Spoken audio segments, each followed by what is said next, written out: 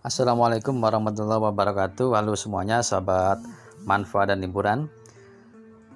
Jumpa lagi di channel manfaat dan hiburan. Semoga hari ini dalam keadaan sehat walafiat ya. Oke, ini saya pakai koin Gecko di Terra Luna dengan harga Rp2,81 per tanggal 23 Mei 2022. Dan banyak pertanyaan, Bang, apakah Luna ini akan kembali ATH baru ataupun Rp $1 ataupun minimal Rp100. Oke, jadi pertanyaan tersebut adalah pertanyaan yang sah-sah saja ya. Tetapi kalau untuk ATH baru saya kira mustahil. ATH baru kan yang terakhir $118. Tetapi kalau untuk ke Rp100 pun Rp100 otomatis kan 50 kali ya dari ini. Otomatis dari di sini juga harus market cap sekitar 50 kali dari 18 triliun kalau dirupiahkan. Oke, sekarang saya ubah di dolar ya. Oke, di sini kelihatan ini secara hitung-hitungan market cap saja ya. Jadi bukan hitung-hitungan projectnya apa, ini nanti dia mau diapain projectnya, dan entah itu nanti ada Luna klasik atau Luna yang baru. Jadi memang saya analisisnya sih masih di market cap yang masuk akal dulu. Oke, untuk market cap di Ethereum atau ETH di angka 249 miliar, sedangkan ini yang dikurskan dolar ya. Tetapi untuk yang di Luna itu untuk market capnya sekarang berada di 1,3. Jadi apakah bisa mungkin, Bang, untuk market cap untuk harga minimal Rp100? Sebetulnya bisa, tetapi itu pendapat masing-masing ya. Tetapi kalau analisa saya sendiri, analisa pribadi saya sendiri, kemungkinan besar persentase 90% tidak bisa. Oke, alasannya apa, Bang, kalau memang tidak bisa? Oke, jadi ini sudah saya rangkum di notepad HP. Apakah Luna akan kembali ke ATH baru minimal $1 ataupun Rp100 pun? Apakah bisa, Bang? Analisa saya kemungkinan besar tidak bisa, dan ini untuk di persentase 90% kemungkinan tidak bisa. Ini menurut analisa saya. Jika teman-teman atau sahabat ada komentar lain atau pendapat lain, bisa ditulis di komentar video ini ya. Kenapa? Satu, alasannya adalah karakter developer yang sombong. Jadi di sini saya tekankan lagi, dalam berbisnis ya. Dalam berbisnis itu semua pasti ada namanya kompetitor itu pasti dalam satu market pasti ada namanya yang iri dan yang tidak senang. Oke, di sini karakternya dari Do Kwon adalah dia seorang milenial, pemuda yang sukses, tetapi memang dia karakternya sombong atau angkuh. Kalau menurut saya dia setelah sukses di ATH di $120 atau $119, lunanya itu dia mengalami namanya euforia ya. Jadi kalau ada saran dari saran dari beberapa investor ataupun dari beberapa pakar, dia banyak sanggahan-sanggahan yang berbau atau komentarnya dia sangat pedas ataupun dia sombong.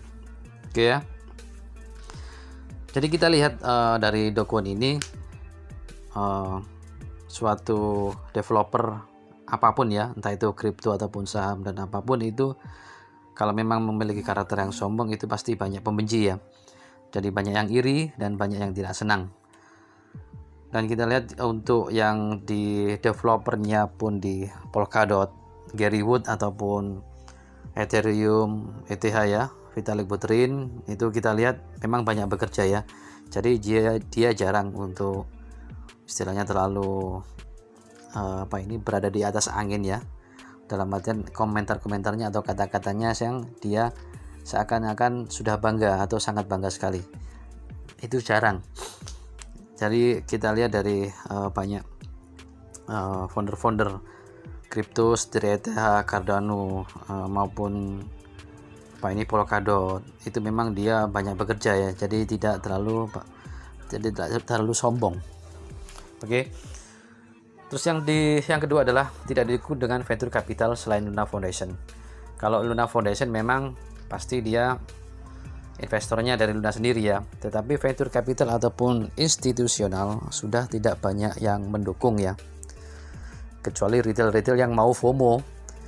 Jadi kalau menurut saya teman-teman atau sahabat lebih hati-hati ya kalau mau beli koin Luna ataupun ETH. Saya tidak menjelek-jelekan, karena dari pengalaman kejadian-kejadian seperti ini itu adalah kejadian yang istilahnya yang bisa dibaca ya, menurut pengalaman saya atau menurut pengalaman dari koin-koin atau token sebelumnya. Kita contoh dari segi tweet-tweetnya dari si JZ ya, tweetnya dari JZ yang berhubungan dengan tweetnya Luna, koin Luna ya. Jadi memang dia sangat kecewa sekali dengan developer Luna, Terra Luna ini, bahwasanya memang sangat lambat untuk penanganannya, dan dari pengguna pun tidak ada namanya win-win solution ya dengan adanya kejadian seperti ini. Memang ini kejadian murni ya, bukan hack atau bukan apa, tetapi memang ini dari sisi kelemahannya Terra Luna itu dimanfaatkan dari beberapa orang yang tidak suka dengan Terra Luna, terutama dari Do Kwon sendiri ya. Oke. Jadi kalau dari beberapa institusional ataupun dari beberapa venture capital tidak ada yang mendukung, itu sangat susah sekali, karena investor itu penting ya. Sudah saya ulas di beberapa video bahwasanya investor itu atau dana yang besar itu pasti akan mempengaruhi dari segi koin itu sendiri, karena biaya pemasaran, biaya untuk buyback ataupun lain-lain itu memang butuh dana ya. Selain capital venture atau VC, itu juga ada namanya kepercayaan investor udah hilang ya. Ini di luar VC ya, di luar institusi ya. Jadi memang kalau sudah kepercayaannya banyak yang hilang atau banyak yang tidak mau, otomatis tidak ada yang mau invest ke Terra Luna ya. Itu dengan alasan kalaupun nanti retail yang kecil-kecil itu beli, itu tidak akan banyak mendongkrak, tidak akan banyak perubahan harga di koin tersebut ya, karena satu whale atau satu paus itu sama dengan berjuta-juta investor retail ya. Jadi memang kalau menurut saya ini adalah ini adalah namanya, kalau mau invest ke Luna itu namanya kesalahan kedua kali ya. Jadi jatuh di lubang yang sama.